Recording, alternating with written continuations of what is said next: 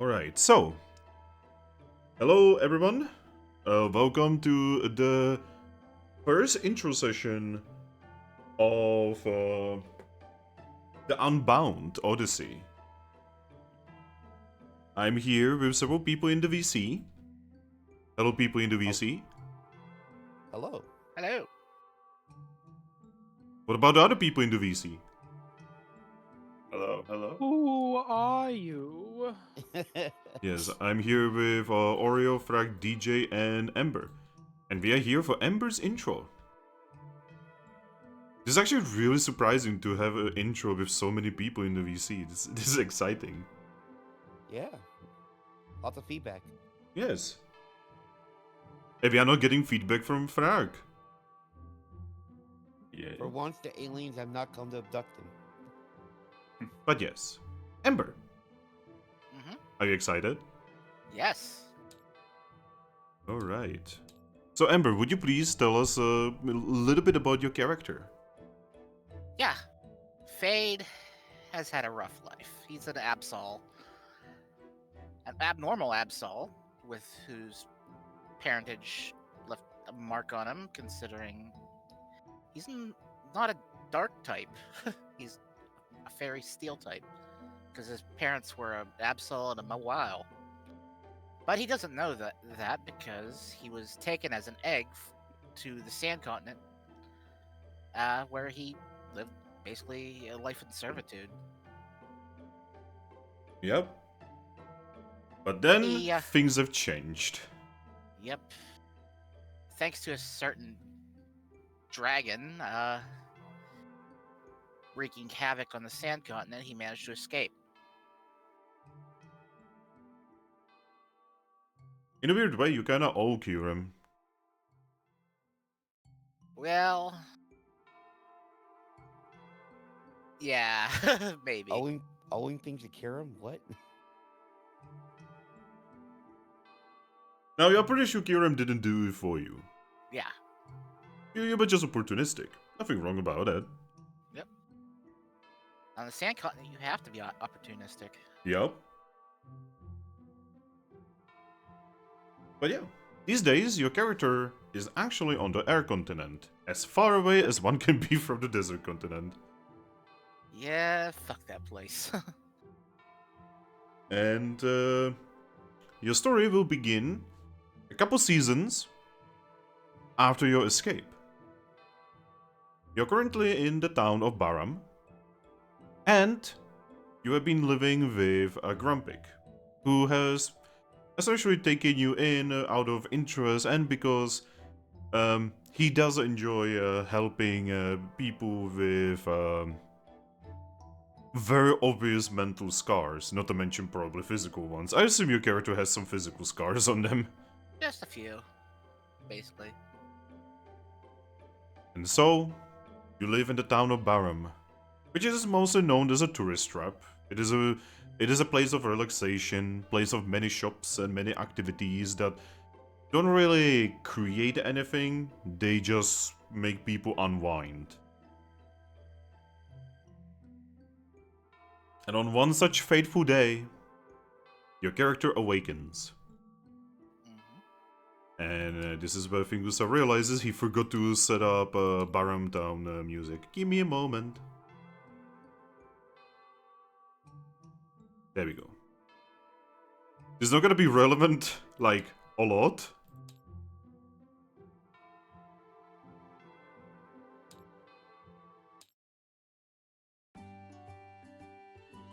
Alright guys, we're in Ireland.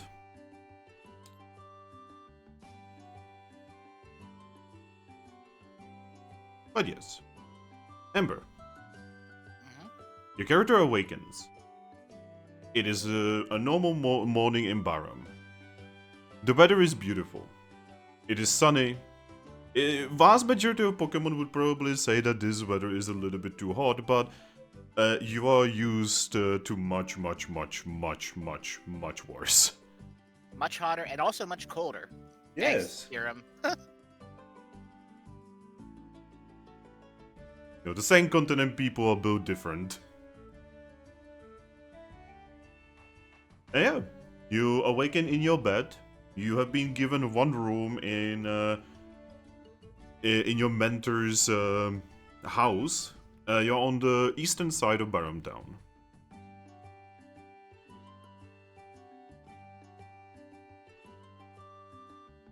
What would your character like to do?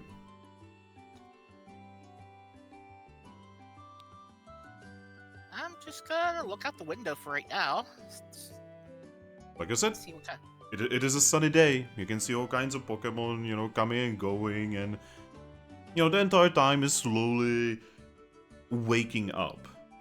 Now, you know that Baram is a very interesting town in the form of it doesn't really have a like closing time, because during the day different Pokemon are active, and during the night different Pokemon are active.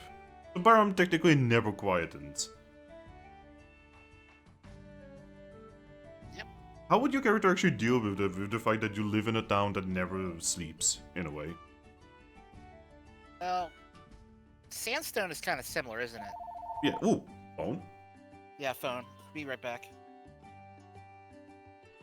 Well then. Never mind, it's spam. I can see it from the caller ID. Oh. Whoa. I wish I had that. Spam. We're gonna send you a can of spam. Okay, if someone would call me and send me a can of spam, I would actually be okay with that.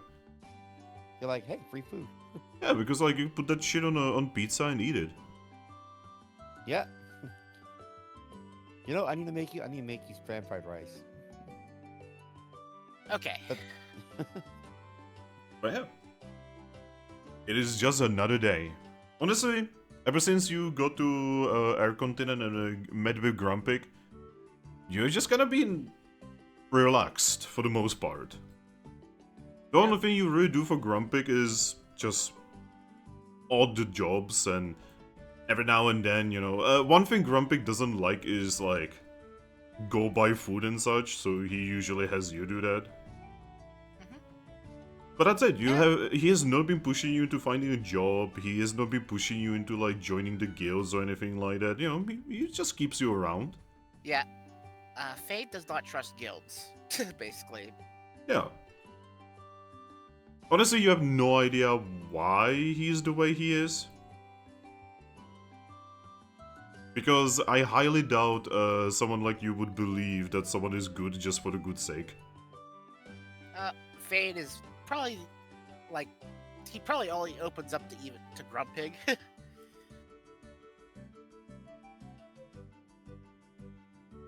But yeah. Like I said, it is a day, a normal day. Yep. I'm gonna head, you know, see if I can find Grumpig. Alright. You leave your room and you go downstairs into the main, ground floor. And at the ground floor, you can see Grumpig currently in the process of actually being in the kitchen and not actually eating, instead reading a book. Good morning. Toriel? Huh? I just said Toriel. What? Good morning. Ah, I see. Welcome. Good morning. How have you been? I slept well. Happy to hear that. No nightmares or anything? Not this time. Good. Sit down. I've already finished newspaper if you wish to read it. Yep, I'm gonna read the newspaper. The newspaper is informing you that, well, basically nothing's happening. The only things that are happening is that there's some kind of new thief group on the Mist Continent that is being hunted, and, that's really about it. There's an entire page of the paper that informs you about, like, Kecleons, forming a new trade route, and, like, new raids for guilds and stuff like that. Basically, what I'm trying to say is that the paper is boring. It's still nice to see.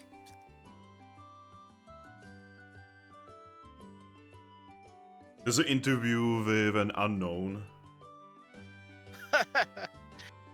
Now that kind of piques Fade's interest because unknown are kind of weird. Well, the interview is about an unknown explaining how he cannot taste ice cream. uh, uh. And how he wishes to one day taste ice cream.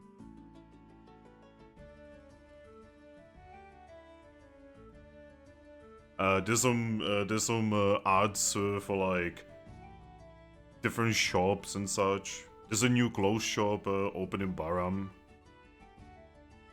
specifically aimed at the female Pokemon's dresses. Ah.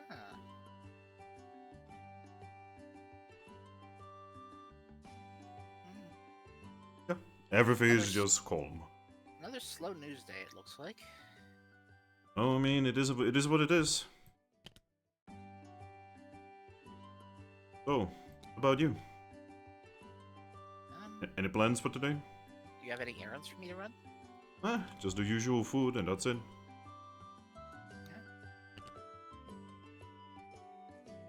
You notice that next to Grumpig is already a pouch of Pokesh. This has become just normal. It's not just you kind of know these days that it's not that Grumpig is lazy or anything. He just really doesn't like to talk to Kecleans and such. I was thinking of going to the bookstore to see if they have any more books on myths and stuff. Oh, I mean, a bookstore is not too far away from here. Just gotta go to the center. Mm-hmm. I'm sure Honage would actually enjoy talking to you. Yeah.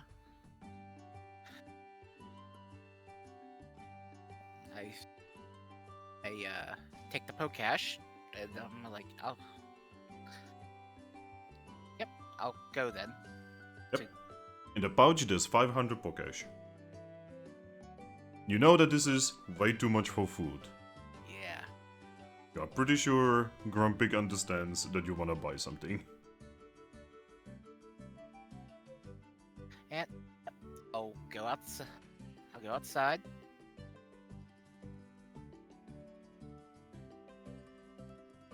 Alright. You go outside into the streets. The local neighbors, well, they are wary of you because you are Absol, but some neighbors, especially young ones, wave at you. I'm used to Pokemon giving me distance, mostly because I was a slave and not. Oh, it's also the fact that you are an Absol. Yeah, and I'm abnormal. Yeah. You know, Air Continent is not exactly Grass Continent, you know. The Pokemon here, you know, they are acceptive of abnormals, but they are not exactly open hands, you know. I'm smaller than usual. I have the yellow stripes on my face, and I have the metallic horn and claws. To be fair, you do kind of look scary. And Absols already look scary. But yeah, what would you like to do? You have 500 Pokesh, plus whatever money you have from your intro. First, I will go food shopping. Alright. The place you usually go to is actually a local tavern. The local tavern that you usually go to is called the Dancing Frog, and it is owned by Mr. Politoad.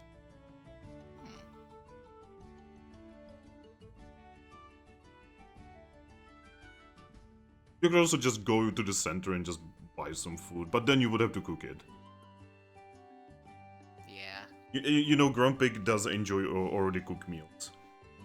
He's not much of a cook. And while I have cooked for myself before, I'm not the greatest at it. Yeah. So what would you like to do? I'm gonna go into the tavern. Alright. So, the Dancing Frog. The Dancing Frog is a 24-hour running tavern. A lot of businesses in Baram run like this. During the day, it is the husband, and during the night, it is the wife. They're owned by a family of Politoads. You know that, they're basically a husband, a wife, and they do have 5 children. It is a family business, You would know from the wife that, she is planning to one day give it to their kids, and she's hoping that one day when their kids have kids, they will give it to them.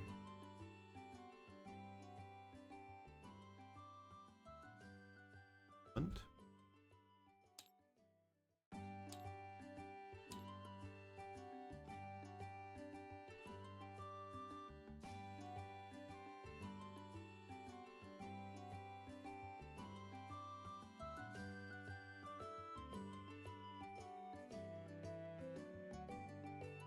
now, the interesting thing about this one is that vast majority of taverns are also inns in Baram. This one is not. Ah, This one is literally just a tavern. You come here to eat and drink. bar and grill.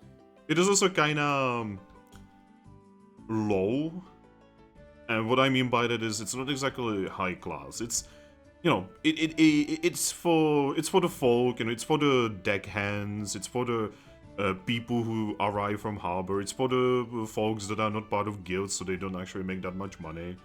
It's Applebee's. Yeah, I guess it is. It is Applebee's. Yeah. You enter and you hear a familiar sounding bell. And as you enter, Politoad actually looks at you and says, "Ah, hello there, Absol. Here to buy some food?" Yeah, I am here to buy food. As you enter, you can actually see that the place is mostly empty, except for one table. One table that has... Moment. Table has 2 Houndour and a Houndoom. Moment. They seem to be eating, and they seem to be drinking the Baram Town's special cider. Yes, they're drinking even though it is morning. Yeah, well, Barham's Town cider is good, so. Yeah. Well, Polito looks at you and says, "Ah, so, Absol, what is it gonna be?" The usual. Ah, the usual. I assume that's for Grumpig? Yep. Alright. What would you like for yourself? Thinking what Politoad has. He usually has like... So the interesting thing about Politoad is that he actually specifically markets his tavern for meat eaters. That means his thing is quite a lot of bugs, quite a lot of fish Pokemon, that sort of thing. Yep. Nobody questions where he gets his stuff from. It's just what it is. No. I like some fish, please. Ah, alright. We actually have something interesting today. What? Yes, I literally just got an interesting thingy here. I wonder if you can tell what is it from. Hey, take a look at it. You can do me a survival check to be able to tell what it is.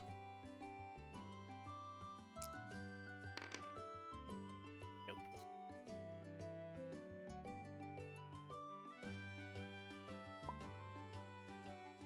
You have no idea. No, I don't know. You've never actually seen this or even had this before, though. It does smell really nice. Little bit spicy, though.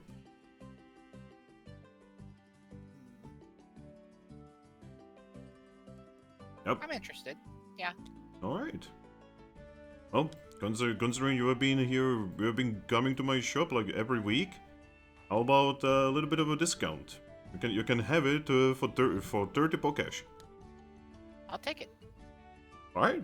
He's gonna give it to you together with a prepared meal that he just wraps up for Grumpig. Both go into my bag.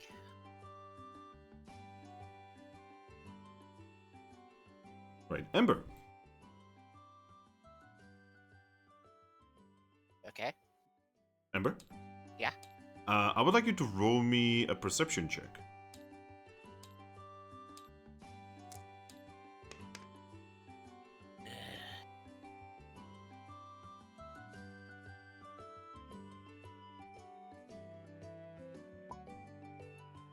You do not pass. Polito is going to look at you and say, "Ah, you're not gonna be eating your meal here?" No, I wanted to go to the bookstore and browse for a bit. Oh, which one? Are you gonna be going to Honedge, since she's like right around the corner? Yes. Ah, any specific books? Looking for books on myths and stuff, because I've been interested in that stuff lately. Ah, myths. I mean, we do happen to have one mythical Pokemon, usually around here after all. Oh, who? You would know that he's talking about Lugia. Yeah, I've seen Lugia before. You could ask him. If that is, if you are not scared, he grins. I mean, he is a little intimidating. Yep, but my little ones really do enjoy him.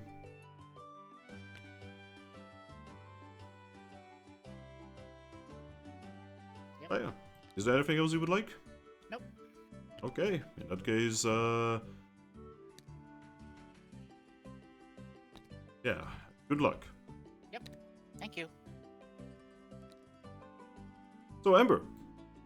Yep. As you are walking away, you notice that the Houndooms and the Houndours are looking at you. I look suspiciously at them. Oh,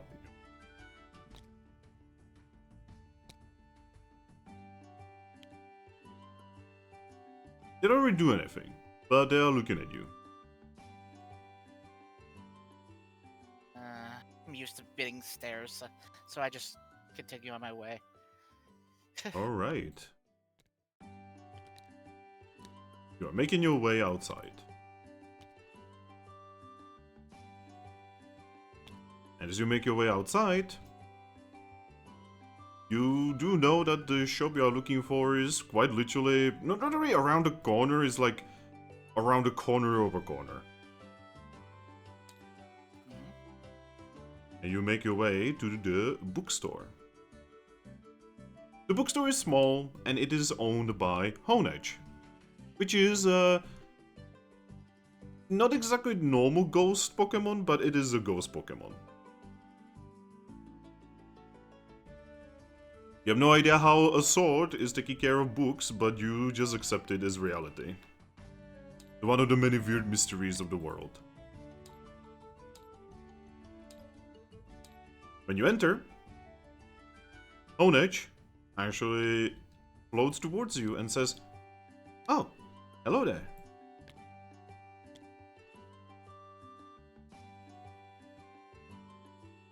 Hello. What can I do for you today? Do you have any books on myths and the like? Of course, it is one of my favorite topics. What kind of mythical Pokemon you are looking for? How about Mew? Oh, we can definitely do that for you. Give me a moment. You see her float upstairs, and eventually she wraps a book around around her ribbon, and she's going to float it down. The book looks rather old, and on the main body it does have a strange symbol of what appears to be two cats floating around itself in a strange, almost yin-yang form. Kinda like your face, actually. Here you go.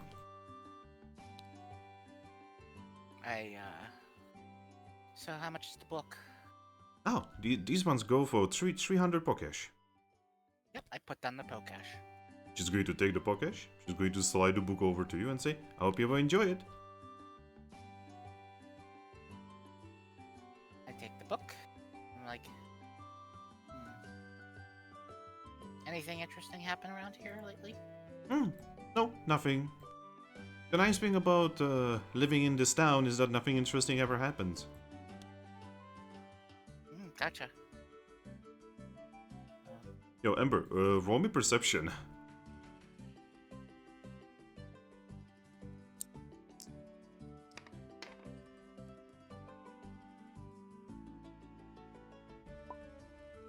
That's a crit. Be right back real quick. I have to go to the restroom. Real bad all of a sudden. Well, heck. Hey, DJ. Man, okay. DJ? DJ's dead! What is this? Oreo? Yeah. Oreo is not dead.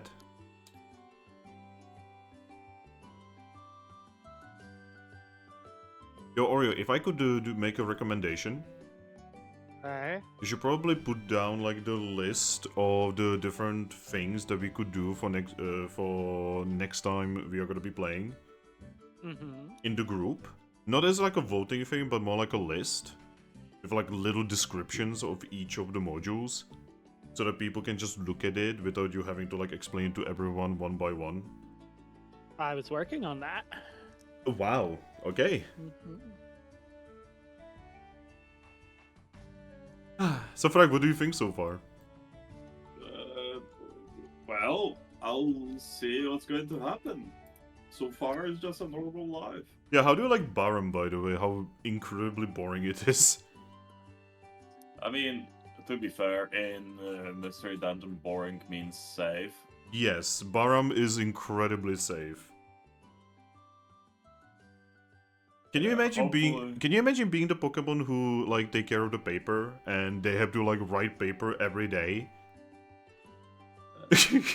even nothing's happening? Also, how the fuck is Holonage like a bookkeeper, a bookseller? Oh, that's because this is actually a Honage from the manga. Alright, And- still, Yeah, and she just takes care of books. In the manga, she actually like uses the ribbon to like move things around.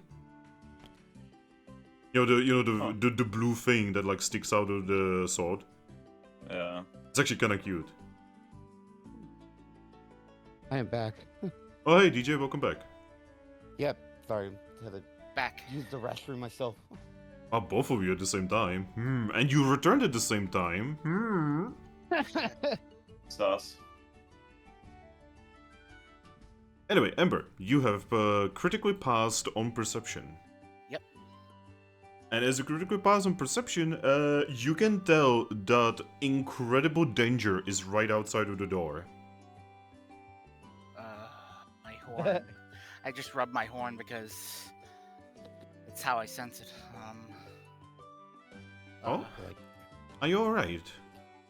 Well, my horn is throbbing. Oh, I'm very certain I have a book about that.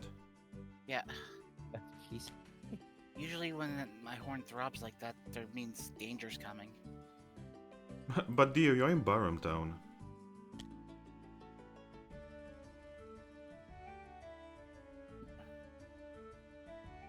You said right outside the front door. Yeah, right outside of the front door. Does this place have a back door? Of course. Can I go out the back door? Of course. Yeah. And yep, she's just going to flow towards the door behind her, and she's going to unlock it for you. There you go. I hope that whatever is happening is not going to endanger you too much. Yeah. Thank Sorry, you. and sorry, I'm not much of a fighter. I cannot help you. Yeah. Whoop. Alright. As you leave, Mhm. you notice something. Hmm. There's two Houndour waiting right outside of the main door. Mhm.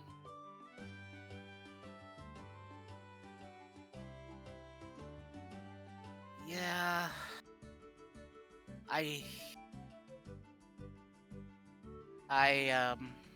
I'm going to avoid them, and I'm going to try to hurry back home. Alright. Roll me for stealth. I'm not very good at this. stand out pretty well.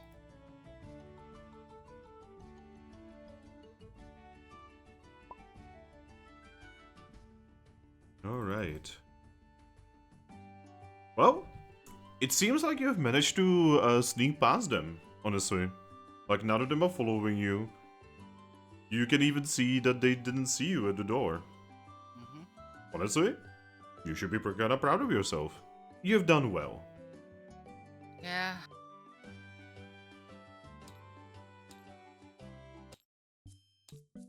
Yeah, you make it home.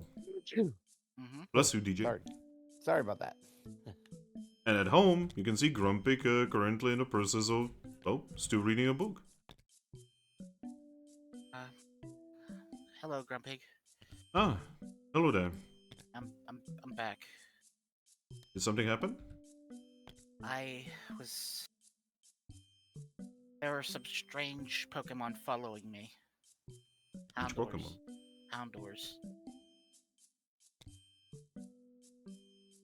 He's going to psychically lock the door behind you. Yeah, my horn started to throb while I was at the bookstore, and that only happens when danger's coming. Well, I can definitely tell you that nothing can happen to you here. I hope not. I got you your meal. I put down the meal. Ah, wonderful, thank you. Yeah, he's just going to unwrap the meal. Have you got yourself some food? Yes, I get out my fish meal. Yeah, it's basically filet with a little bit of aquatic veggies. Hmm.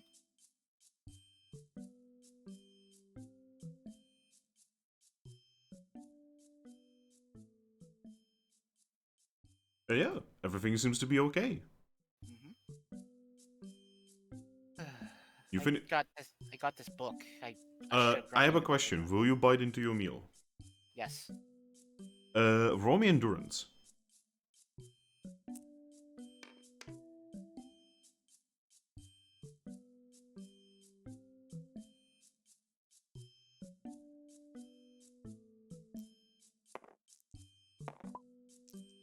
There's a pass.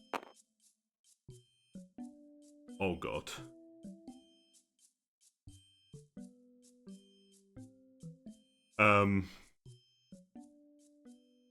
Ember? Yeah. You can tell that something's wrong with the food as you are eating it.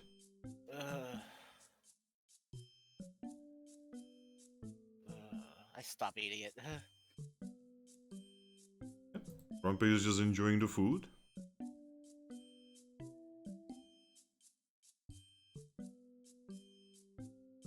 And eventually, as he's eating it, he actually falls face first into the table.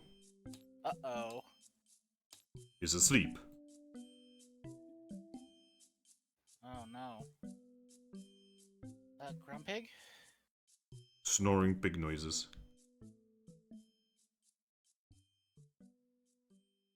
Ember, Huh? as this happens, you hear a knock on the door. Is my horn reacting at all? Roll me perception.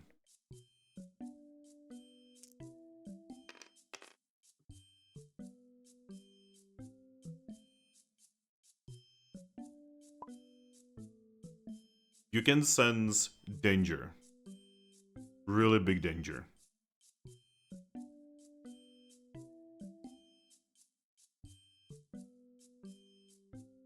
I'm going to take Grumpig somewhere safe in the house. The house has 2 floors. The ground and the first one. I'm taking Grumpig upstairs. Alright.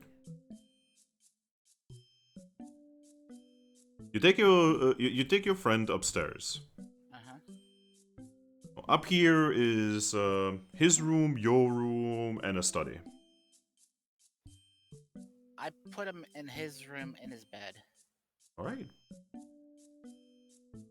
You hear the knock on the door, this time louder.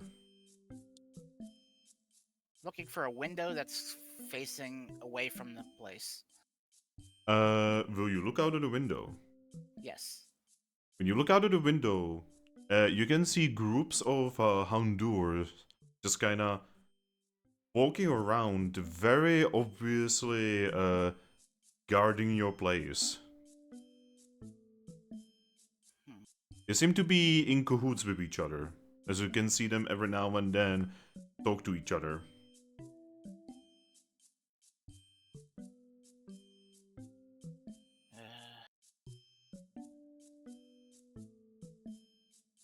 I am going to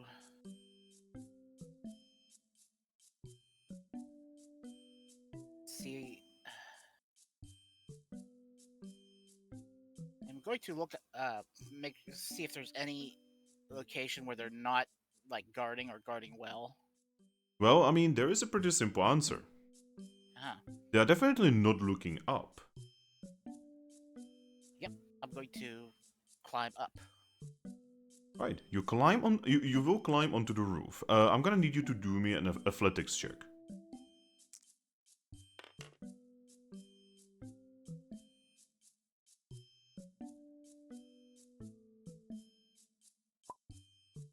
That is a pass. You find yourself on the roof. The way Baram is built is you've probably done this before. You can actually jump on different rooftops and actually just go across, you know, the rooftops of the city. Basically, that's what I'm gonna do. All Is there right. a guild in Barum? There is no guild in Baram. You just know that there is one team in Baram that actually has a safe house here. Uh-huh. What do I know about this team? You know that they are not very powerful. They are just here to basically send a message to the guild in case something goes wrong. Also to keep peace. I'm gonna go to them anyways. All right. You make your way towards them. It is a small it is a small safe house that is kind of shaped like well, it is kind of oh, it is actually kind of shaped like a Piplup. Hmm. Hell yeah, brother. Oh my god, I knew that's going to summon Frog.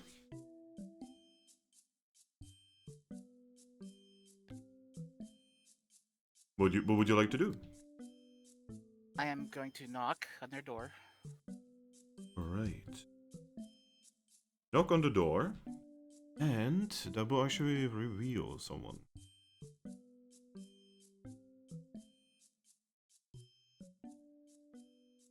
The door will open to a Pokemon.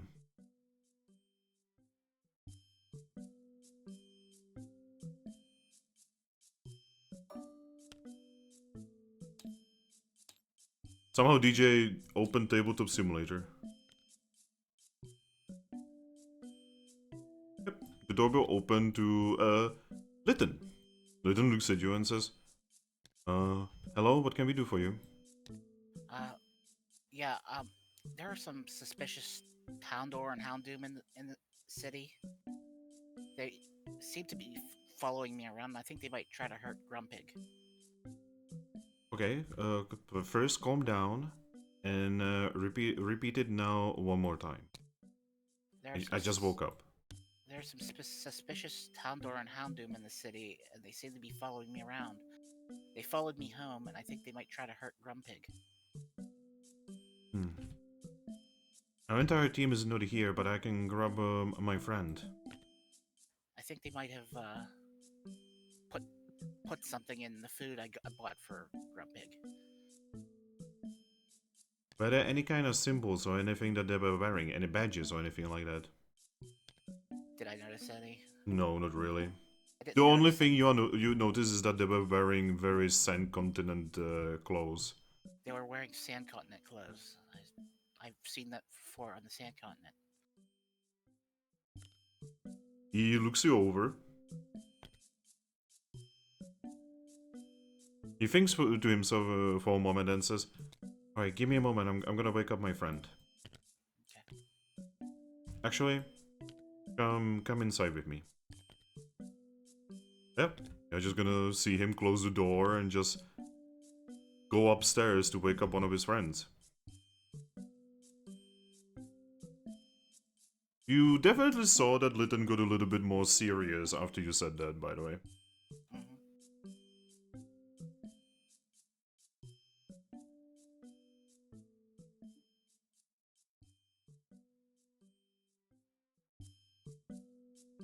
Spawn this one.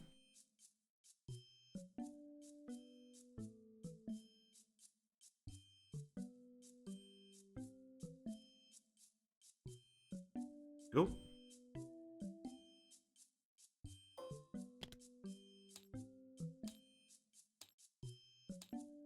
Yep.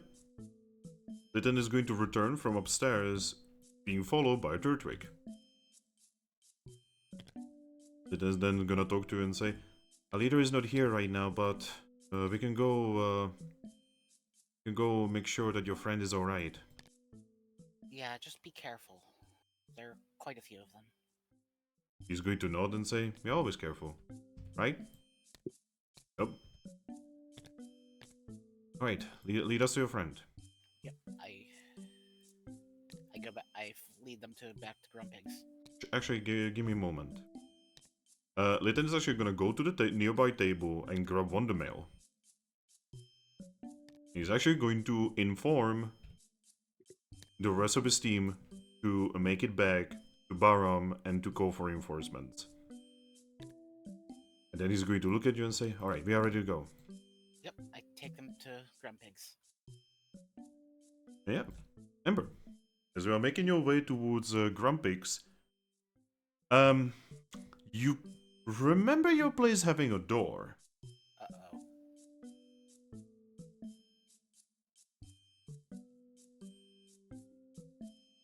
Then just kinda enters without invitation, looking around. Yeah. Turtwig is going to look at the doorway and say, was broken in. Yes. I fled out the window when I noticed they had the house surrounded.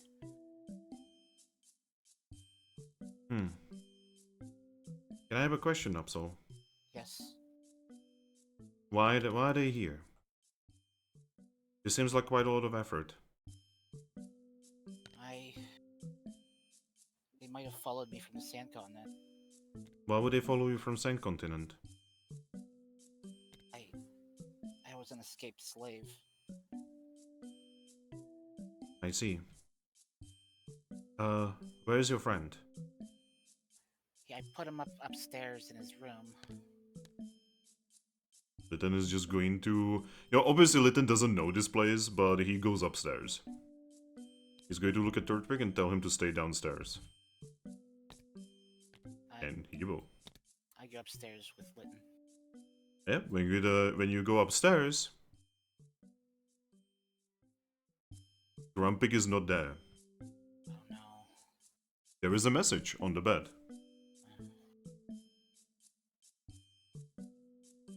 The message says... Give me a moment, I have the message somewhere around here.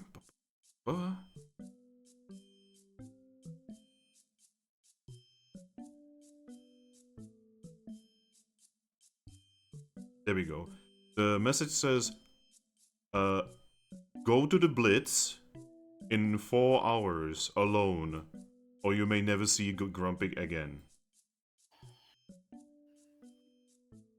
What's the Blitz? You actually don't know. I don't know what the Blitz is. It's a ship in the harbor. It's the one that looks, kind of like a Veilord. Okay. Obviously, you should not be doing this. This is the most obvious trap I have ever seen. I know it's a trap, but they have Grumpig. It is going to take us at least a day to get everyone over here. And who knows how long for all of the reinforcements they're probably getting. You probably leave this to professionals.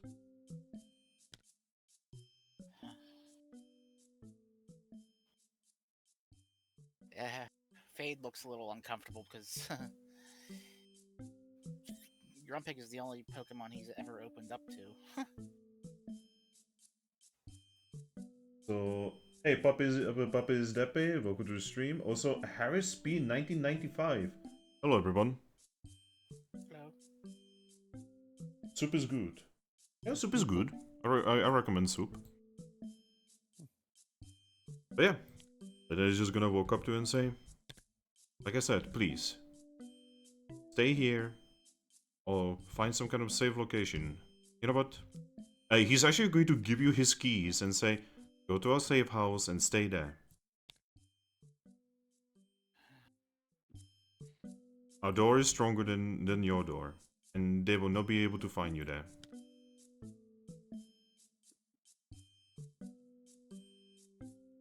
Yeah. Fade looks very, very worried. Please do not do anything silly. All right? We will find your friend eventually. Yeah, I go to Beth's safe house. They will actually escort you back to the safe house, and one more time, Lytton will remind you not to do anything stupid. And then they are going to vanish, locking the door behind, but you will be given a key.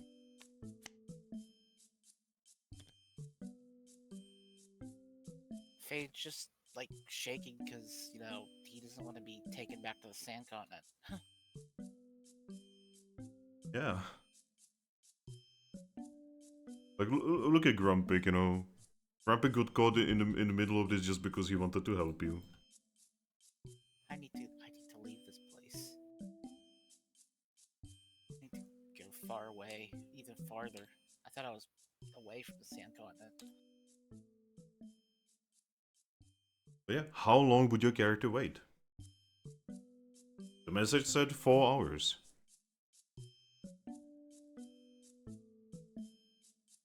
You know, from here to the harbor is about 30 minutes.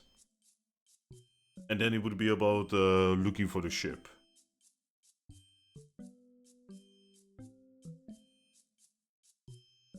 How many Houndour were out there whenever I took count that were outside my house? The ones that you could count were 12. They do have the Houndoom. That's too much for me to handle alone. Even though I am quite strong. To be fair, you are pretty sure that's too much for the Lytton and Turtwig. Yeah, that's why they are getting reinforcements. Yep. They analyzed it, they know that they're dealing with some kind of organized group, and they immediately knew that they alone cannot do it. Do I know about these Houndour and Houndoom at all? I No. try to rack my brain. You have never actually seen them. But though you do know that Houndour and Houndoom are very common on the Sand Continent. So they weren't connected with, you know, the slave master or anything. No, not the one that you remember. The interesting thing about that Houndoom is that he actually had a strange red gem on his forehead, very similar to that of Espeon. Huh.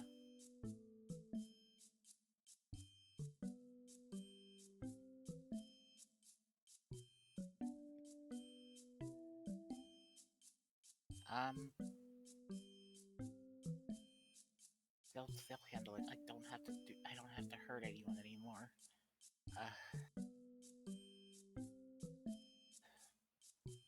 Like, basically Fade's pacing. Yep. Tick-tock, tick-tock. TikTok is banned. Is it? No, it's not anymore. Ah.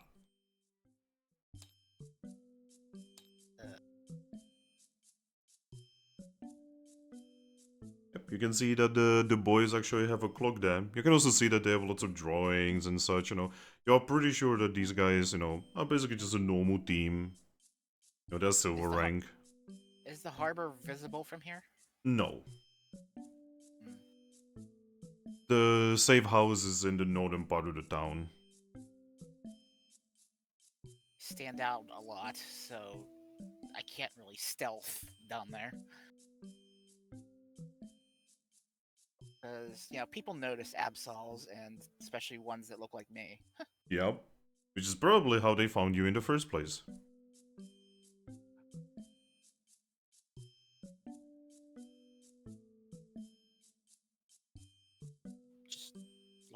something real quick in my notes.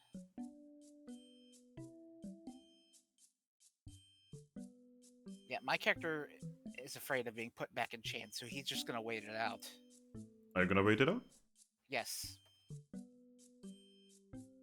Alright. You wait 1 hour, 2 hour, 3 hour. And then the 4th hour. And nothing. Fade's kind of crying right now.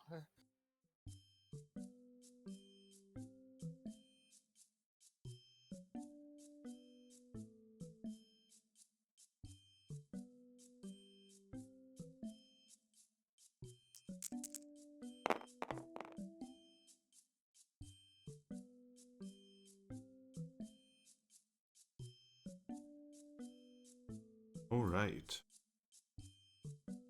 Ember. Yep. 5th hour. 6th hour. And then, on the 7th hour, you will hear the door unlocking, Uh-huh. revealing another Pokémon together with the ones that you know. Okay.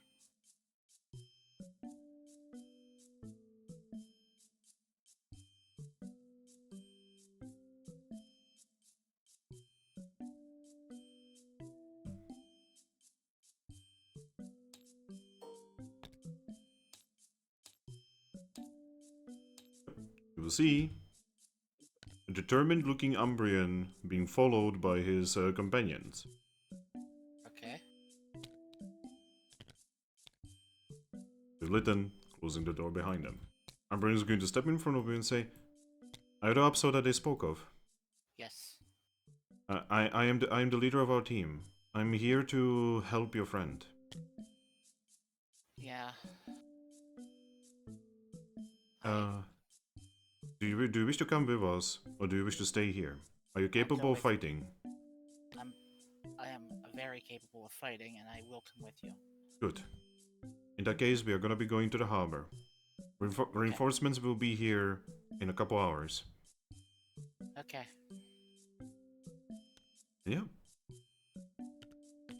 Actually, you're going to go. They're not even gonna be closing or locking the door.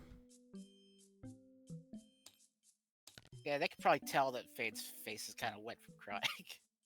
Well, Umbreon doesn't seem to care. Yeah.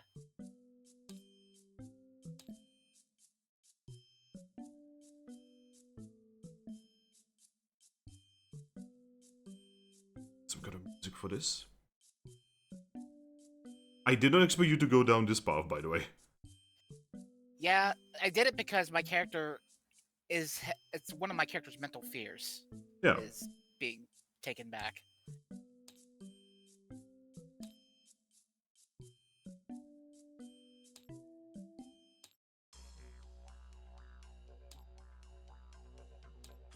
So, Umbreon's team leads you towards the harbor, Hmm. and you will find a Veilord-looking ship. At the Veilord-looking ship, you can see that there is a tiny bridge-like thing leading towards the main body of the vessel. And in front of it, you will see two Hongur.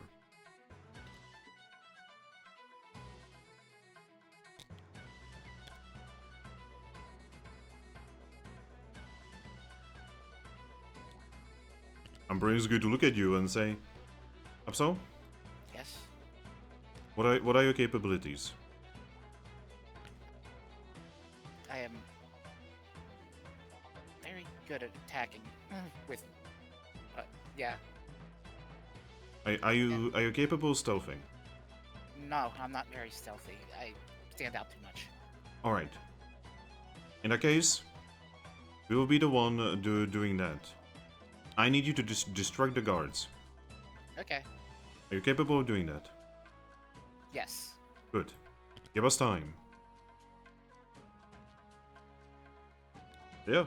You will see them actually get ready at one of the windows for the ship.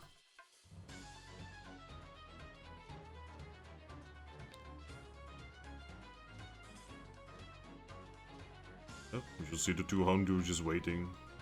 Kinda looking bored. I have to distract them, right? Yup. First, I am going to double team. Alright. And then I am going to walk up to them. Yep, when you get close enough, one of them just lazily looks at you. Give them back or you die. Huh? I said give them back.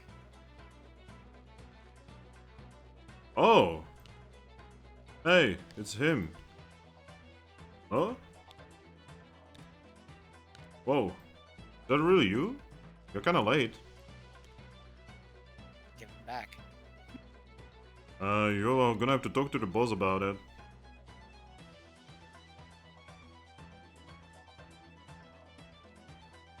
Ember? Yep. You will hear the sound of a breaking window. Yep.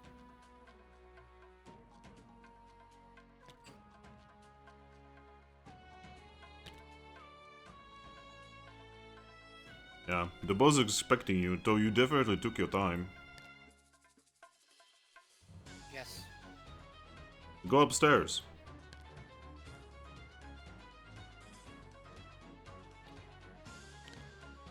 Alright. Ember. Yep.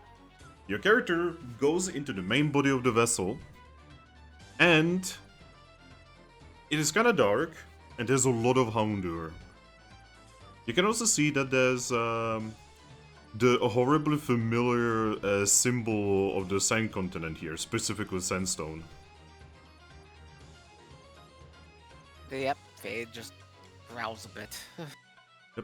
Eventually, one of the Houndour from inside is going to walk up to you and say, "Ah, it's you." Yes, it is me. So finally came here to help your friend? Yeah. Alright, let me escort you to the boss. Mm-hmm. Yeah, he's just going to lead you through a very open space where you can see a lot of different cages.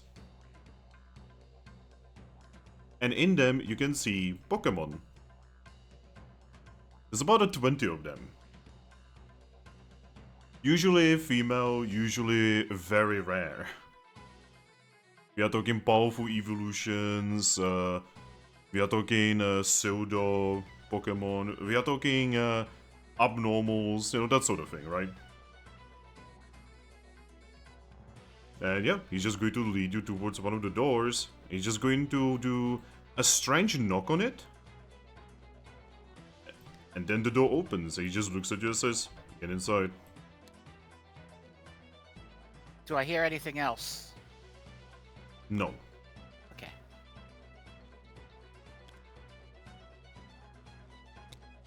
Okay. And on the inside, you can see a Houndoom sitting in a chair, surrounded by treasure. He's going to look at you and just kind of snarl for a moment and say, "I guess you didn't care about your friend that much." I wince, but I say nothing to that. So, I'm sure you understand why you are here, right? You're trying to take me back. Yep.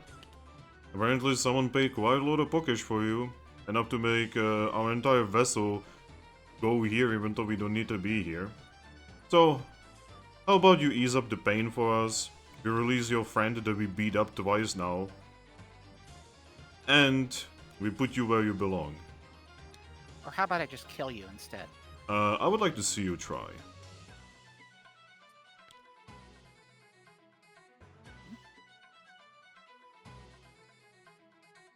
How is it gonna be, Absol?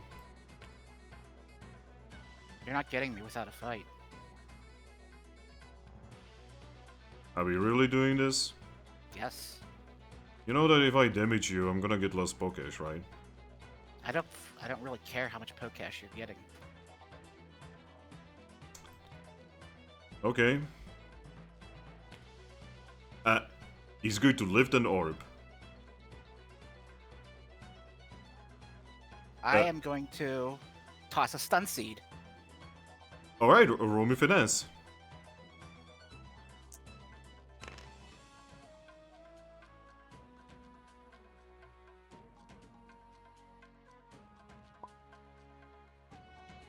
Alright, you do endurance check for him.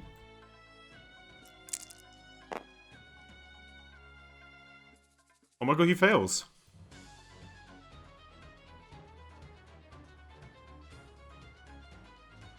I need you to do me an endurance check as well.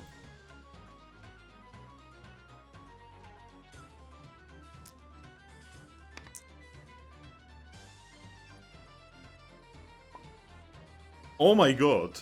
You resist the orb and he doesn't resist the stun seed. He's paralyzed. I'm gonna charge in. Alright.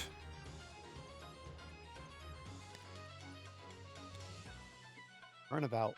You definitely get the first strike right now. Yep, I'm hitting him with play rough. Oh. Wait, play rough? Isn't that a fairy move? Yep, and I'm a fairy type. That was my egg move. Give me a moment. Let me check something. Mhm. Houndoom. Immune? No, dark type is weak against fairy. Actually, he only takes 1-time damage. Oh, okay. Because he's fire dark. hmm Alright. Yep. Roll your attack.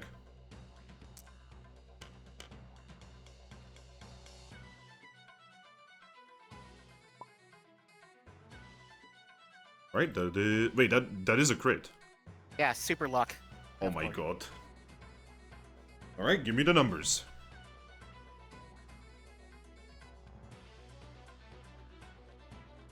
Man, that's super luck. I'm not gonna put the token on him, but he is paralyzed. Holy shit, that's a lot of damage. That's before crit. Wait, before crit? Yes, What the fuck is your attack? 7. And I have a +1 from type advantage. No, not type advantage master, from my stab. Alright, give me a moment. Like, he's pretty high level, but I don't think that's gonna help him too much right now.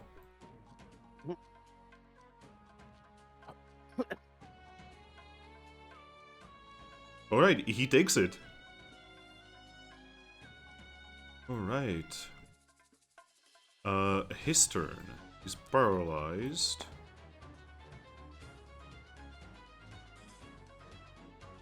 Moment.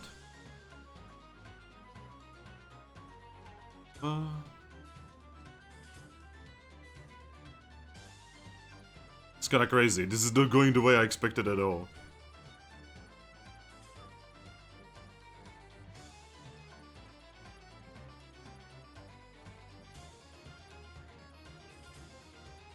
Rolling a d6 for him now. See if he gets to do anything. He does.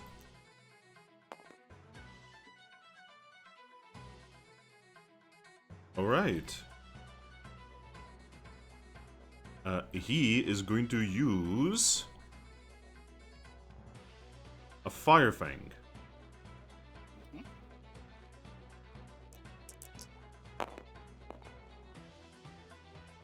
That is a hit.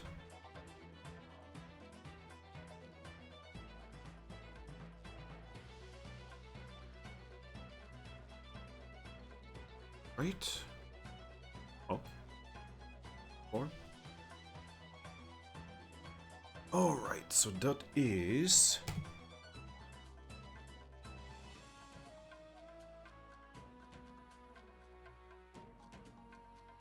straight 20.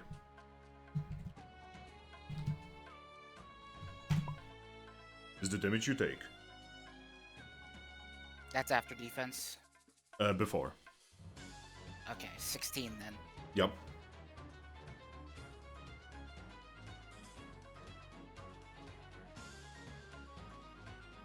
Alright.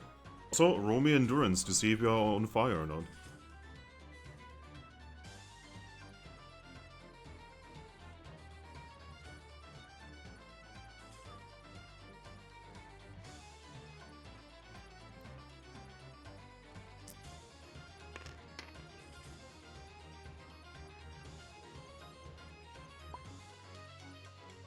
You are not on fire. Oh, by the way, I forgot something about play rough. Yeah? It has a 10% chance to lower attack. The way that works in this system is he just has to roll endurance to see if it sticks or not. Yeah. Sorry about that. It's okay, man. I forgot about that whole that it attacks lowers. He resisted it. Okay. Alright. Turn 2. Normally he would be outspeeding you, but because he's still paralyzed, his speed is cut in half. So he's actually slower than you, so you get to do whatever you want. I'm play roughing him again. Oh my gosh. Also, question: why the hell did they buff play rough so much in Super Mystery Dungeon? It's always been really powerful. Yeah, move. it is a powerful move. Yeah, but still, base 20 damage. It's base 9 actually in this system. Yeah, he's talking about Super Mystery Dungeon. Ah, Yeah. And honestly, I don't know. It's probably because they just wanted Fairy to be viable. yeah, physical fairy. Physical fairy doesn't have a lot of moves. Alright, so you're hitting him again.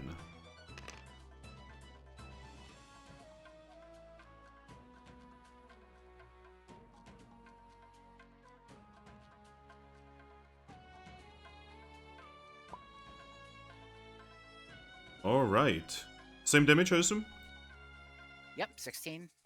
17. 17. Yep.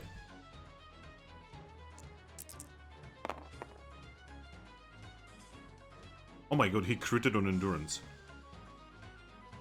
So that means he's gonna get advantage on this next time. He's going to grit his teeth and say, why can't you just give up? Because I'm not doing this again. Right. Now, if you want to know how fucking slow he is, this guy over here is gonna get turned before him. Oh. Wait, what's going on here? That Absol is fighting back. Deal with him. Okay. Alright, Ember? Yep. Do you have a way to throw back something thrown at you? I don't have item catcher yet. Okay. Because he's going to throw a sleep seed at you. Or at least attempt to, with his 50 finesse. And he made it! Shit. Alright, roll me endurance.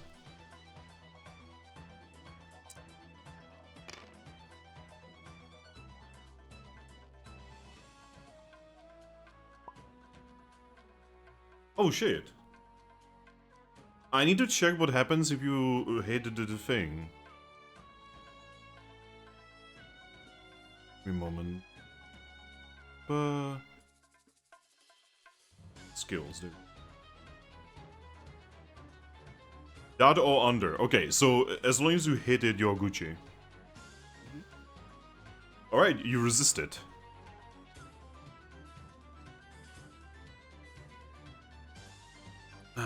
Well, I have one more chance.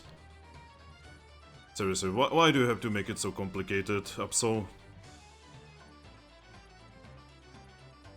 And he is going to use one more Slumber Orb. His last, by the way. Roll me Endurance.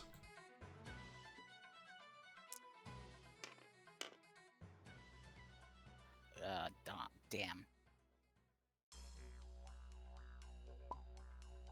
Wow. To be fair, they did go through all of the stockpile of ability to sleep you. After this, they would just have to fight you. Well, I guess I can hope for my allies. Yep. As well, angrily looking at Houndoom, who is pretty roughed up, by the way. You fall asleep. And the world turns dark.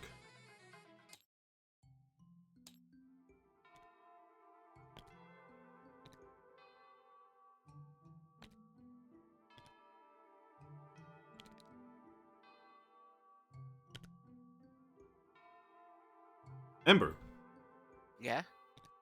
you awaken. Mm-hmm. Your head hurts. Your head hurts and you have a weird feeling in your stomach. Oh no.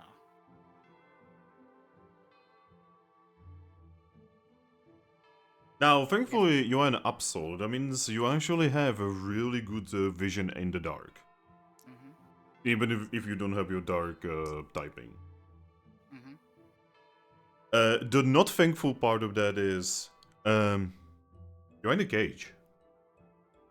I guess they didn't come for me after all. Of course, I shouldn't have trusted anyone.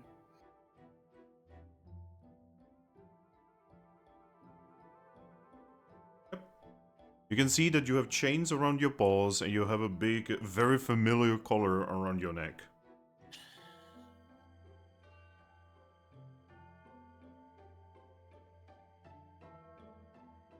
When you look around, you can see that there are more cages around you.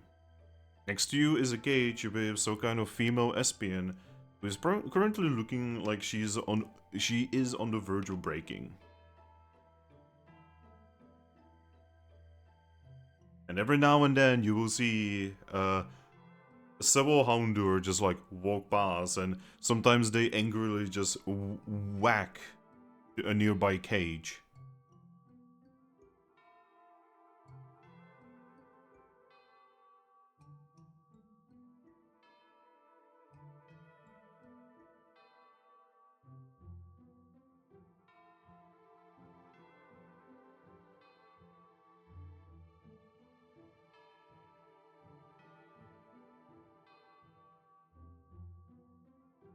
My worst fears are coming true. I'm just like, no. See that there's espion to one of your sides. You can see that there is a Trico over here.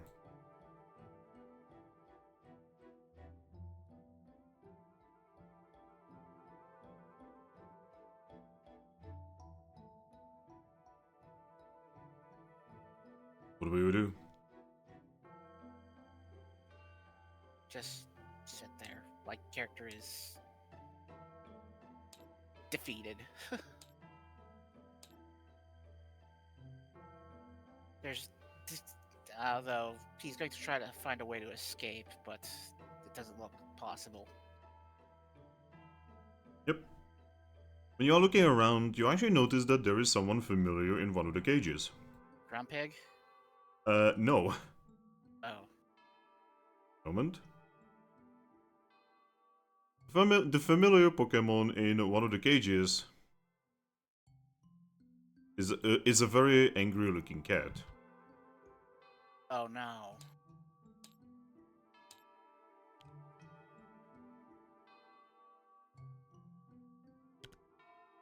Who even with a chain over his neck and a collar and several means of being held back, is still biting at the cage.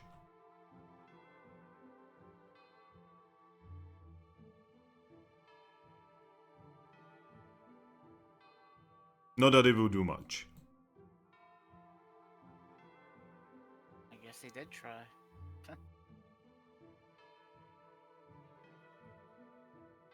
You do not see Grumpig. Probably don't see Umbreon or Turtwig either, it seems. Nope.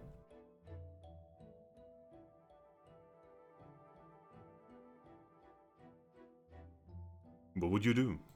I look at... What, I look at the angry cat and I was like, what happened? The angry cat stops biting the cage, looks at you and says, They got us. There was just too many of them. I tried making the best distraction I could. I'm sorry. It's not your fault. You just didn't know what we were getting into. And Amber just didn't want to wait.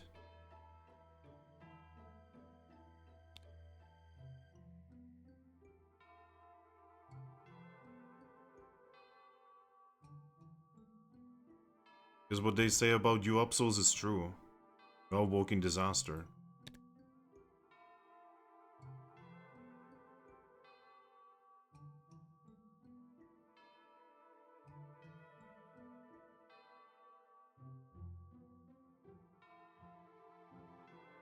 And he just returns to biting the cage. Hurting his teeth.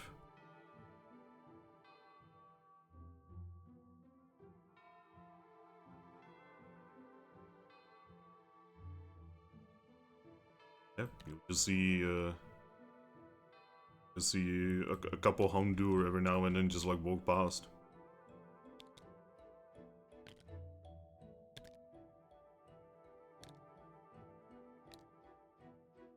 You also notice that the cage they usually hit is the one with Litten. Huh.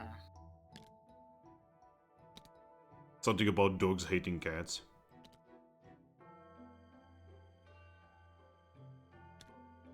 A dark fire dog hating a dark fire cat. I know, right? Well, I guess I need a miracle now.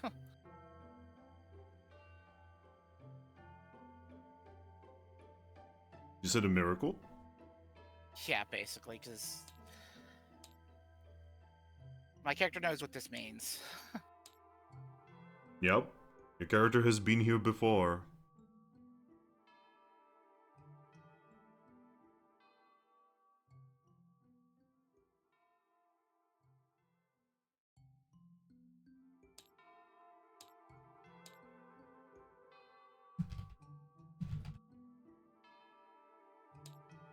Oh. So, your character is wishing for a miracle, correct? Yes. It just so happens that sometimes when one wishes for a miracle in Mystery Dungeon, it does come before them. So, Absol. Yep. You would gonna be there, you know, you don't even know how long because you cannot see the sun. You are in darkness. The only light you are getting is from SPN. Just when the guards are not around, she's lighting things with her gem. Hmm. Only to see that she's just, well, kinda disgruntled. Hmm. It seems really terrible. It seems like nothing's gonna go right. And then suddenly, you can... So, in the corner of this room, you can hear water dripping down from the ceiling. Probably something spilled upstairs. And suddenly, the beat of the water stops. Oh, I bet my character looks at attention. When you look there, you can see that the drop is stopped midair.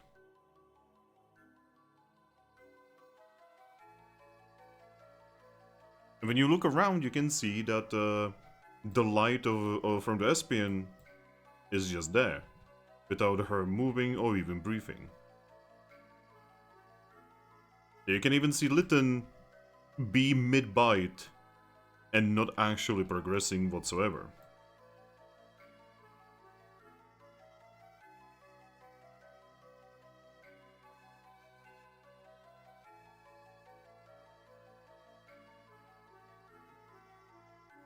It is a very strange phenomenon, something you have never experienced before. Now, as a Pokémon who is capable of sensing disasters, you don't even need to roll to be able to tell that something disastrous is about to happen. Uh-oh. Or maybe it's not exactly a disaster, but definitely something capable of incredible evil. Or incredible good. Ah.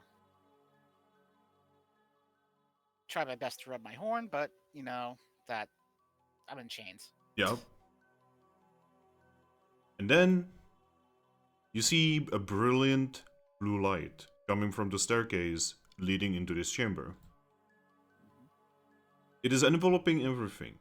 It's like it's like a small sun. And then you see the source of it. It is a small floating cat. It's considering the book I just bought earlier. I'm pretty sure I recognize it. Yes. The book would inform you that this is a Mew. Mm-hmm. Now, the book itself doesn't actually know what is the purpose of this creature, except for the fact that it is phenomenally powerful. It also kind of floats in there in a ball, and it is generally lit up with blue light. It floats in, looks around, and then it turns towards you, looking at you. I look back pleadingly. The creature looks at you. Mm-hmm. It scans you. It is judging your every breath.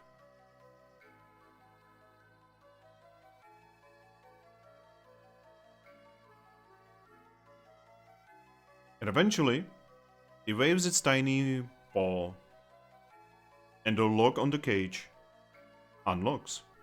Huh. The cage opens. Just try my best to step out. You cannot because you have chains. Yep. The creature floats closer towards you. Um, hello. It floats even closer. Its light is, well, a little bit difficult to bear, especially because you have been in the darkness for so long.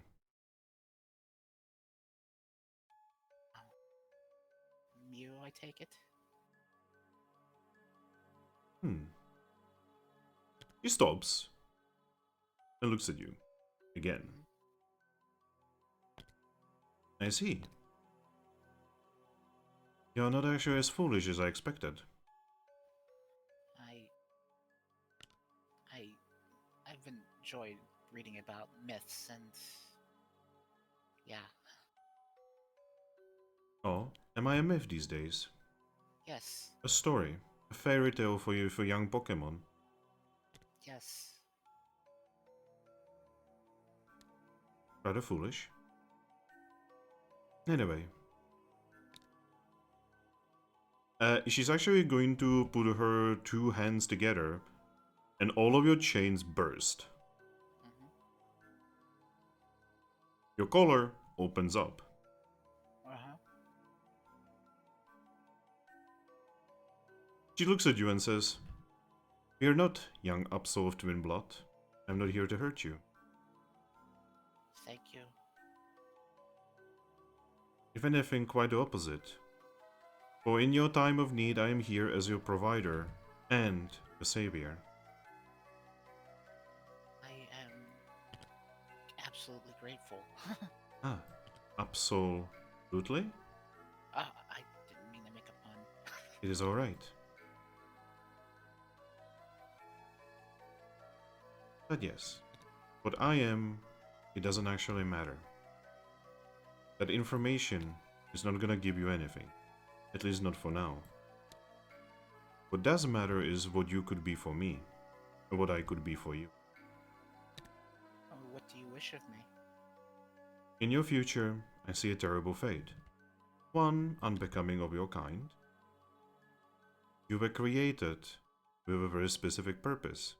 To save all those around you. The ultimate sacrifice of a Pokémon. You have not been doing your job very well. I didn't know that I had this sort of destiny. I see. You have already forgotten. I try to think back.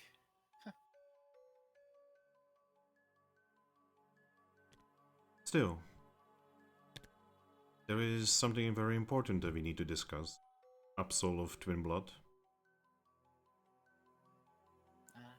What is it? Even if I have released your shackles, they are still there. Yes. You are not free. No matter how free I make you.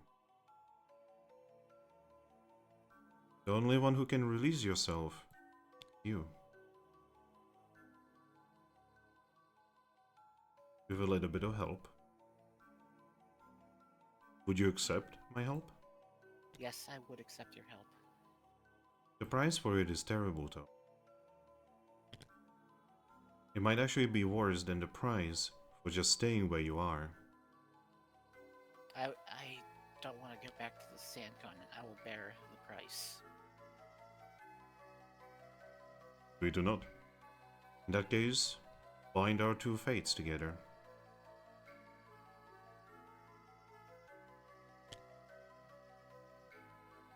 How? Accept me into you. I accept. Is going to smile or not? Good.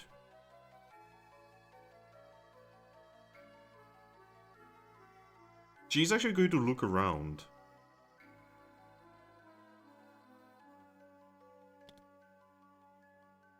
There are many lost Pokémon here. Pokémon whose fates will be filled with eggs and whips. Some even worse. What is your name, Absol of Twinblood? I wasn't given the name Fade. Fade. Yeah. I like that name. Fade? Yes. Let this be your first task. Or, Yes. I guess, a test. Yes, a test. An exercise. Fade, do you wish for the Pokémon here to be saved? Yes. What Pokémon? While I would like all of them, I assume that I only have a choice of one.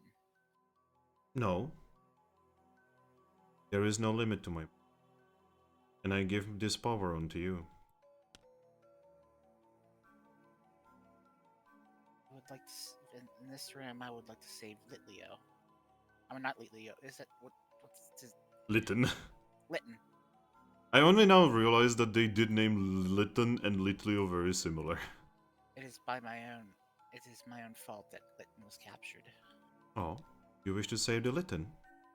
Yes, I would also like to save Grumpig, if possible. Grumpig cannot be saved. What happened? Grumpig has been dumped in the ocean. Oh no. No.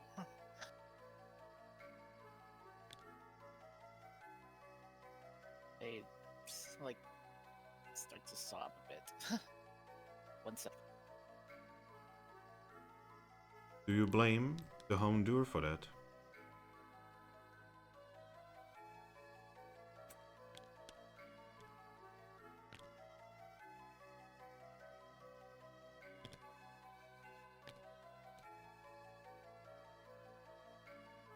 I blame myself. The Mew is actually going to nod and say, good. That means you can accept the consequences of your own action. That is a very valuable trait of a champion. Well, if I can save the other, that my actions have had consequences, I'd be happy. In that case, let me ask you one more time. I give you this one miracle. Only one for now, because you are not ready for more. Okay. What do you want of me? And I will do what your words tell me. Save the Pokemon here. She looks at you. What Pokemon? Litten. Only Litten?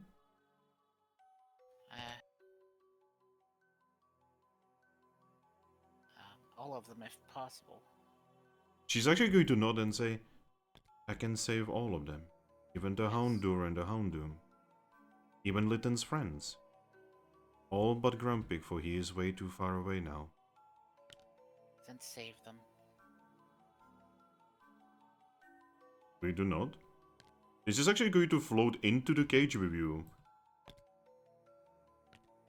Please, touch me. I reach out a paw. She's going to reach towards your paw. And eventually, you can see Mew kind of vanish into your paw.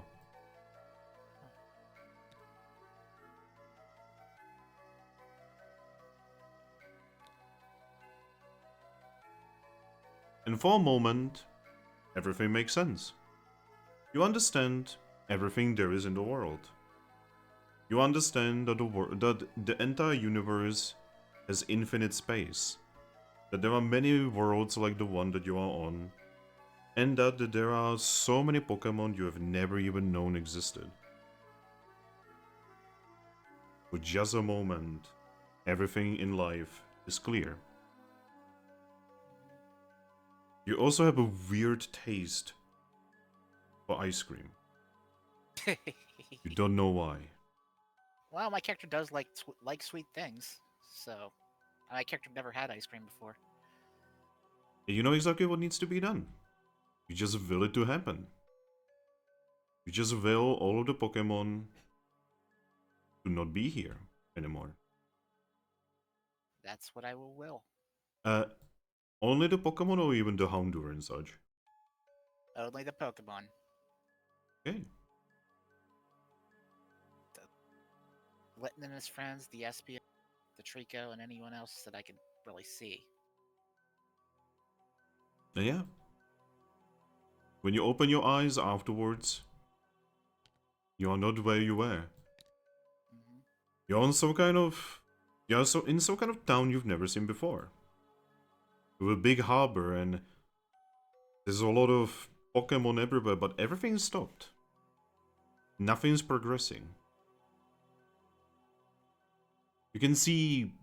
You can see Bingo in the air, just not flapping, just being there. In the distance, somehow, way far away, where you should not be able to see, you can see Rayquaza stopped in the stratosphere. Clouds are not moving. The water is still.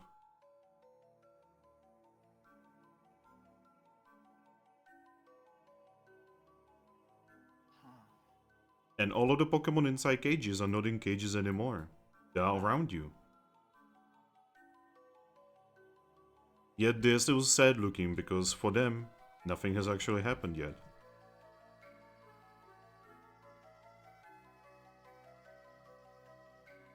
From your paw, Mew is released. There you go.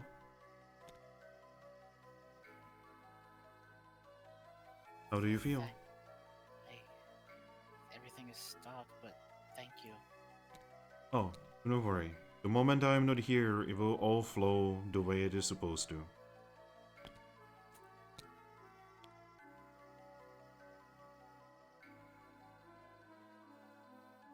I swear this lag.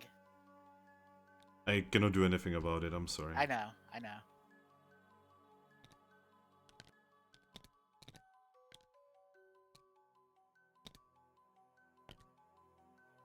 Like, I don't know why it's happening. It's my ISP just causing trouble together with Tabletop Sim being what it is. Mm-hmm. But yes. Young one, Yes. let this be the first task for you. There is a ship here, a vessel. It is shaped like a Sharpedo. Do you wish me to board it? Yes, by any means necessary.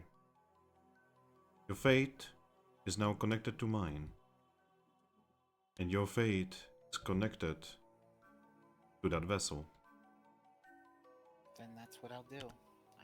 There's nothing left for me back in Barham Town anyways. Truly.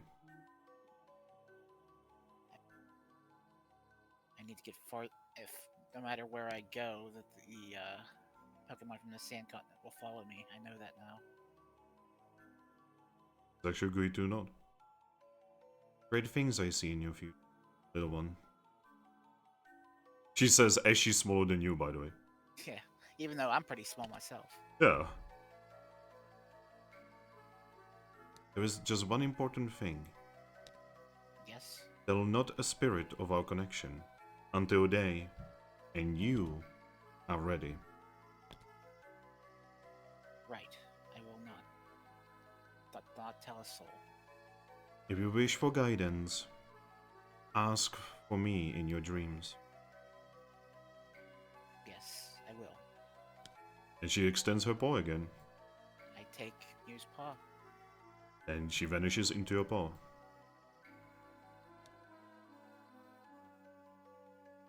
And as she does, time resumes.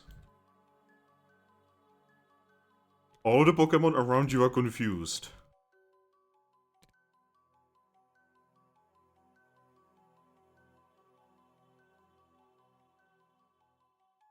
I look towards the harbor. The harbor has many ships.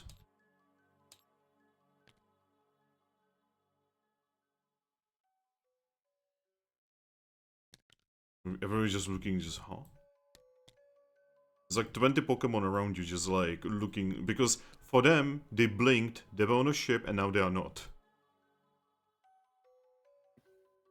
Fade hopes that they can, find their way back to where their loved ones are. And he's just gonna go towards the harbor. Yep. At the harbor, there's quite a lot of vessels. Do you remember which one you are looking for? The one that looks like a Sharpedo. Well, you eventually do find one that looks kinda like a Sharpedo. If Sharpedo was weirdly black. By the way, what kind of town does this look like? You have heard of this one. It's called Lively Town. Ah.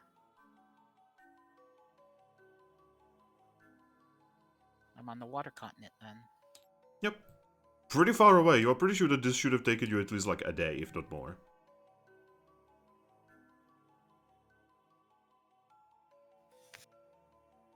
But then again, you did just get a blessing from a daughter of a god, so... Yep. Fade, still thinking of Grumpig, is gonna go towards the ship that looks like a Sharpedo.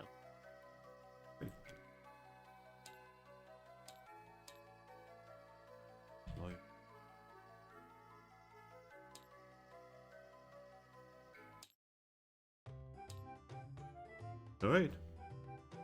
Ember, Mm-hmm. you're climbing up on the harbor. Yep. And there, you can see an incredibly smiling Ipom just kind of going around and carrying boxes.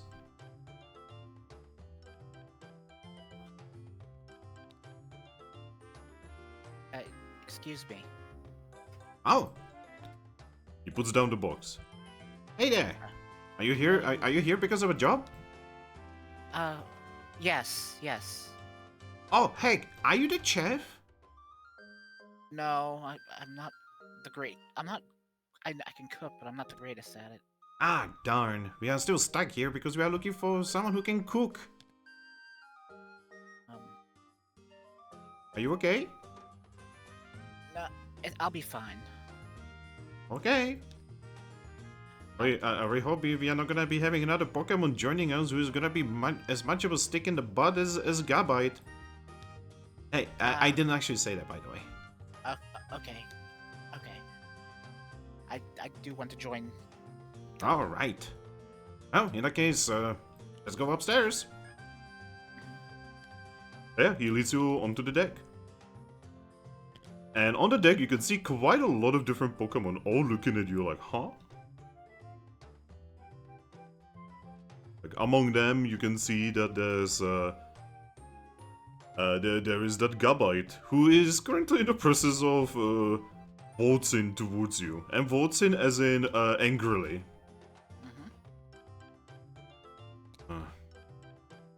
Who is that? Ah, this is one of the new guys. Really? An Absol? Yep. Oh, good luck. I did everything I can do for you. Okay.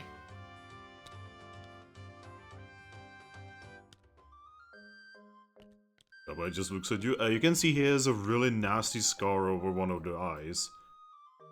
And he has what appears to be a uniform. I have a bunch of scars too, but they're hidden by my fluff.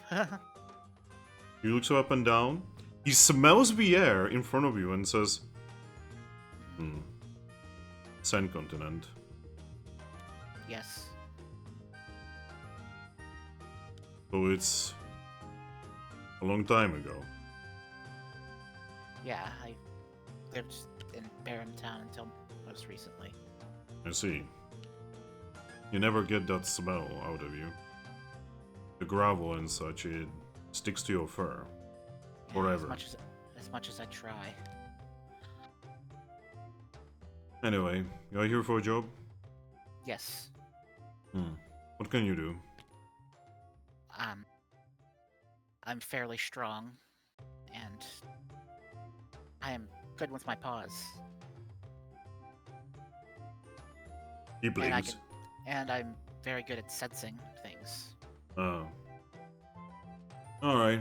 Let me bring you to the captain. Well, he just leads you to the back of the main deck. And he actually picks up what appears to be it kinda looks like a paw of like some kind of Pokemon made out of gold. And he just uses it to knock on the door.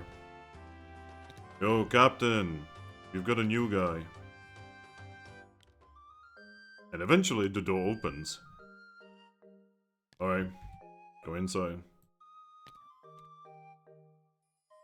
And inside you can see a Monferno. At the table, currently in the process of writing something down. Hello. She looks over, and then she actually smiles and says, An Absol enters my chamber. Let's go. Hey there. I've come for a job. Yep. So, what job are you taking? Are you here to be part of the expedition force? Are you here? I hope you are not here as a chef. I'm here as an expedition force. While I can cook, I'm not very good at cooking. All right. Well, in that case, congratulations. You are the first of the new group. Thank you. I'll try to live up to your expectations. Have you actually read the paper, or have you just come here when you saw that the joining fee is 1,000? A fee? Oh, sorry, I meant the other way around. She's actually going to reach down under the table, and she just nonchalantly tosses a bag in front of you. I take the bag. 1,000 Pokesh. Huh. Yep, 1,000 now and 1,000 after we are done. Yeah. I didn't see any paper. I just was told about this. So I decided What have you heard? that there is a ship like yours that is recruiting for some sort of expedition. Wow, so they didn't tell you really anything. No. Alright, close the door. Yep, I closed the door. Yep. She actually makes herself a little bit more comfortable in her chair. And then you see her pull out a knife and just stab it on the wall next to her. You notice that there are 3 other knives there. Alright, so welcome to the Unbound. We are gonna be doing the single craziest thing that has ever been done. Fade looks up. What would that be? We are gonna be going to a boundary. Have I heard of the boundary? Yeah. Oh, okay. Now, I do have to warn you, there's a pretty good chance we are all gonna die.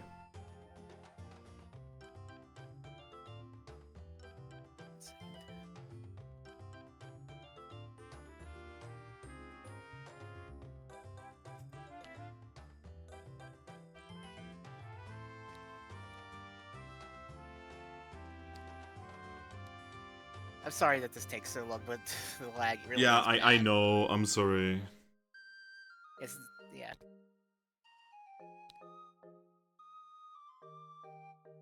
Hmm? It's a boundary. Yep. We're gonna be breaking right through it. Straight through. But no one's ever done that before. Yep, and we are gonna be the first. Fate does a little thinking. And like, well, Fate does his little thinking, and then his thoughts is like, Sand Continent will never be able to find me there. Yep. I'm like, then I'm even more interested now. Alright. Basically, long story short, I need a couple Pokemon as expedition forces because we are gonna be going into a completely unknown area. One second, phone. Gosh darn it. It's like the third time today. Usually it's me who gets like phone calls all the time. Yeah. Hmm. DJ, what do you think so far?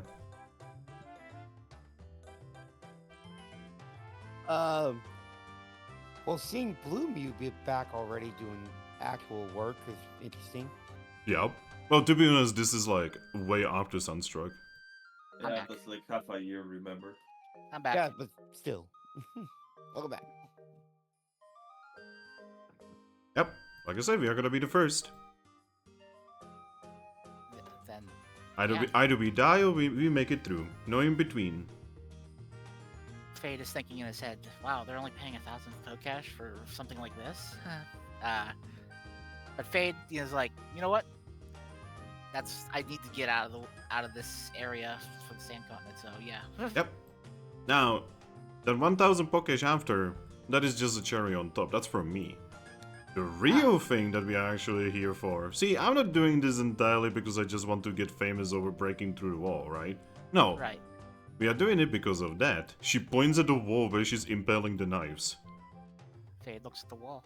It's a bounty written by some kind of guy named Giovanni. It's a 1 million Pokesh for killing of Kyurem. Yeah, I'm definitely familiar with Kyurem. Yep. That dragon that froze the Sand Continent. Yep. And, you know, numerous other horrible crimes.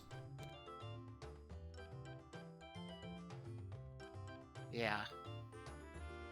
So, long story short, we have enough information to be able to guess how Pokemon usually die by going through a boundary. It's our good neighborhood Palkia. Do you know who he is? I'm assuming I do know about Palkia. Romy. Knowledge myth, yeah. Yeah.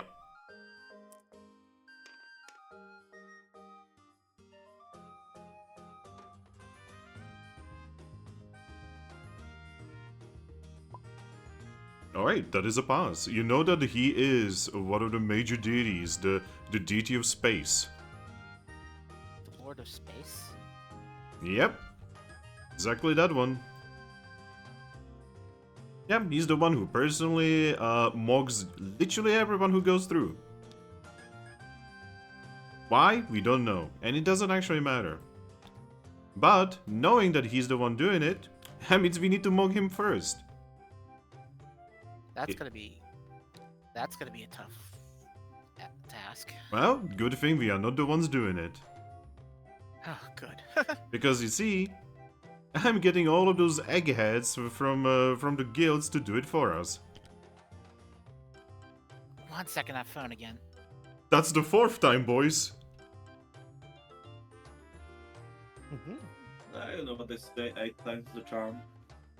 At this point, I would just turn up the phone. Maybe it's something important. See, we don't know if it's important or not.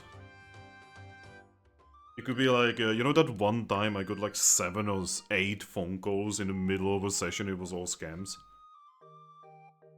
Yeah. So fucking annoying at the time.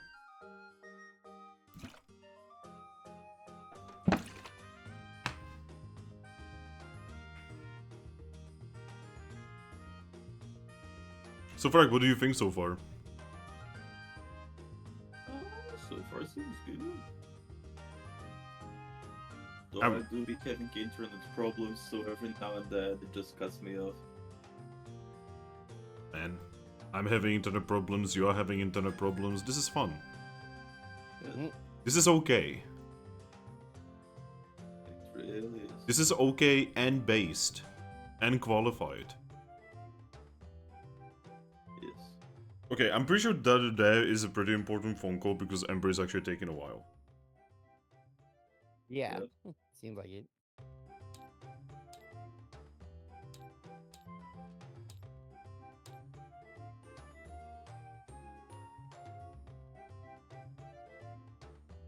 Man, good thing that Mystery Dungeon does have time zones. Can you imagine how difficult it would be to synchronize the defeat of Palkia and the Unbound getting through the boundary? Yeah. It definitely would suck if there was time zones. Because we gotta think like, okay, how many time zones are on per continent now?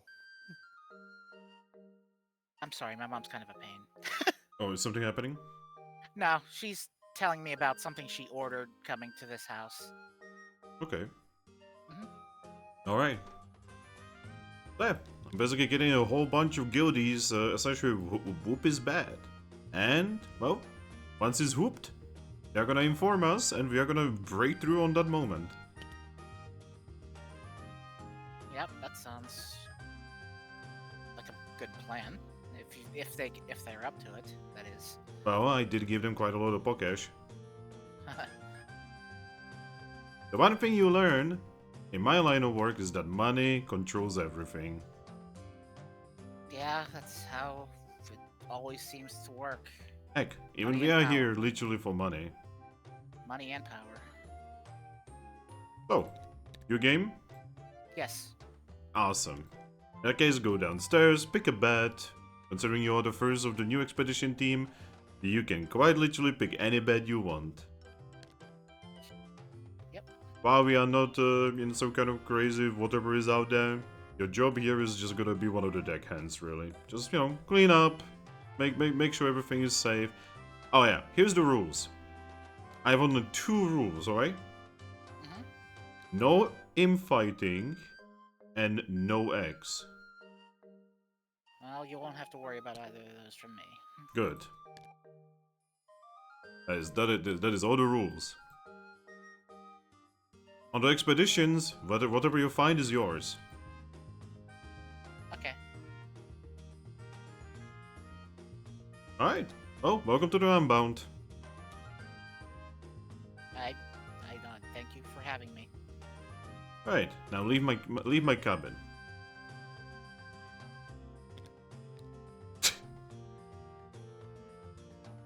Somebody's just gonna look at you. I shouldn't have the surprised look. It looks like I'm like frozen in that space.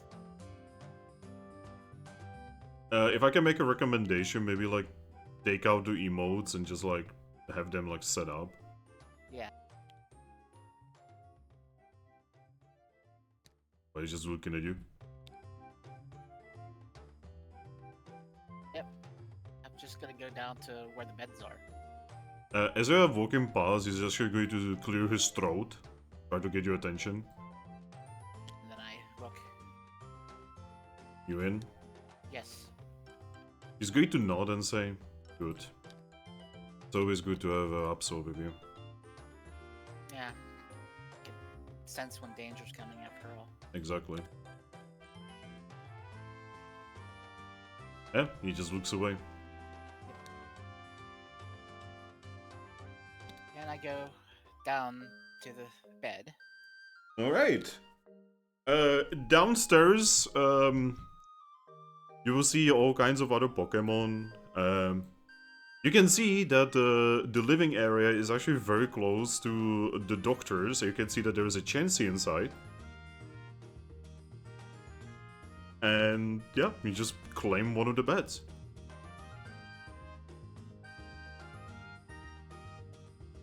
Your life begins on the Unbound. Fade lost his friend.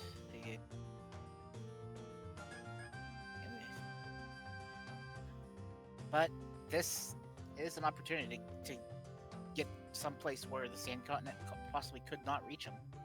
Yeah. And with that, that's it. This is the end of the session. Yep. You made it on the Unbound and you made connection with Mew.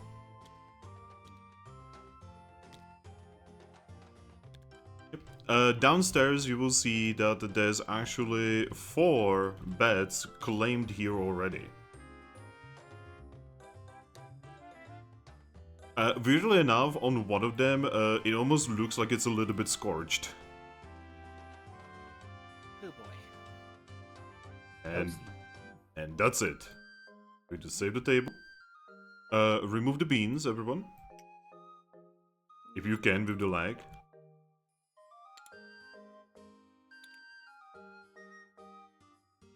At least now I can be sure that the lag has nothing to do with how many people are at the table. Or even whether I'm streaming or not. It does this in general. Alright. Yeah, everyone on stream, goodbye. And my players, hopefully with another intro next time. Yes. Bye-bye.